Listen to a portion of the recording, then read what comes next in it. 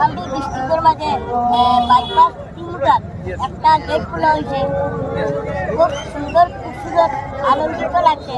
কাল থেকে মানে হাজার হাজার ফটো ভিডিও মানুষের নন। আমরা খুব ভালো লাগছে, মজালা আনন্দিত খুশি। মানে এই এলাকায় আর দেখা করে দিতে পারে।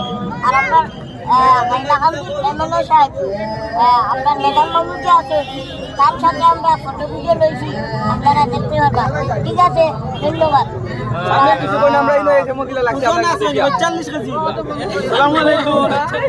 সত্যি যে বাইপাসও যে হাইলাকান্দির যুবকরা যে একটা পরিবেশ তৈরি করছে দেখে খুব আনন্দিত, খুব আনন্দ। আমরা মোবাইল বা ছেলেরা যে আনন্দ মুখ করে এটা হচ্ছে উৎসব।